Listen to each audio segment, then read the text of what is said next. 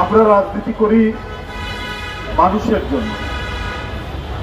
গত বছর 5ই আগস্ট পর্যন্ত শুধুমাত্র আমরা আমাদের ভোট দেব এই নিশ্চয়তা, আমরা কথা বলবো এই নিশ্চয়তা, আমরা নিরাপদের সাথে ঘোরাফেরা করব এই নিশ্চয়তা, আমরা নাগরিক হিসাবে এই দেশের আমার যে অধিকারগুলো আছে সেই অধিকারগুলো সংরক্ষণ করব, এর জন্য যে লড়াই, সেই লড়াই করতে গিয়ে শুধুমাত্র আমাদের বয়সী নয়, আমাদের চেয়ে যারা তরুণ, আমাদের সন্তানরা, আমাদের ছোট ভাইরা অকাতরে তাদের জীবন দিয়েছে,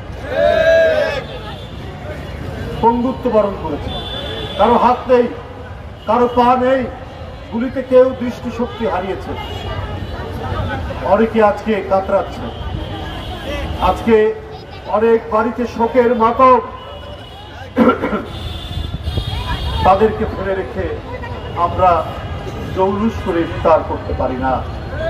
তাই আমাদের ভারপ্রাপ্ত চেয়ারম্যান তারেক রহমান বলেছে, ইফতার পার্টির জন্য, ইফতারের আয়োজনের জন্য যে পয়সা, ওইটা দিয়ে আপনার দরিদ্র মানুষকে, রিক্সাওয়ালা, সিএনজিওয়ালা, স্বল্প আয়ের মানুষ, শ্রমিক, মেহনতি মানুষ, এদেরকে আপনারা ইফতার দিন। সেই নির্দেশকে মান্য করেই জাতীয়তাবাদী ওলামা দলের নেতৃবৃন্দ আজকে এই আয়োজন করেছেন। আমি ওদেরকে ধন্যবাদ জানাই। ওরা এই দেশে, আমাদের দেশে যখনই কোনো দুর্যোগ হয়েছে, রাজনৈতিক দুর্যোগ, ফ্যাসিবাদের দোসরদের আক্রমণ এবং প্রাকৃতিক দুর্যোগ, করোনা, ঝড়, জলোচ্ছ্বাস, বন্যা, প্রত্যেকটি ক্ষেত্রে জাতীয়তাবাদী ওলামা দলের এক আলোকোজ্জ্বল ভূমিকা রয়েছে। এই ভূমিকা তারা সবসময় রেখেছেন, প্রতিটা কর্মসূচিতে রেখেছেন।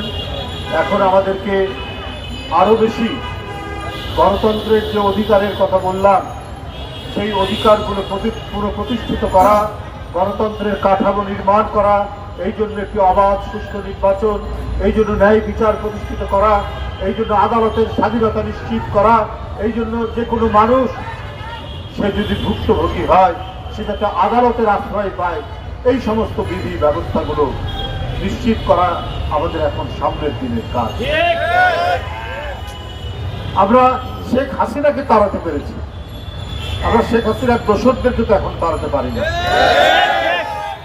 তারা কোন ইঁদুরের গর্তে এখন চুপচাপ বসে আছে, কিন্তু চট করে তারা বেরিয়ে এসে দেশের মধ্যে নাশকতা, দেশের মধ্যে নানা ধরনের অন্তর্ঘাত সৃষ্টি করতে পারে। এই জন্য আপনাদেরকে সতর্ক থাকতে হবে। ওরা অনেক গুজব রটাচ্ছে, আওয়ামী লীগের দোসররা অনেক গুজব রটাচ্ছে, অনেক ধরনের বিভ্রান্তি তৈরি করছে।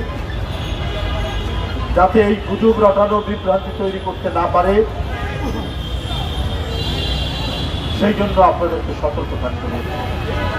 কারণ যারা নিজেদের ছাড়া কাউকে চেনে না, যারা মেট্রো রেলের নামে, ফ্লাইওভারের নামে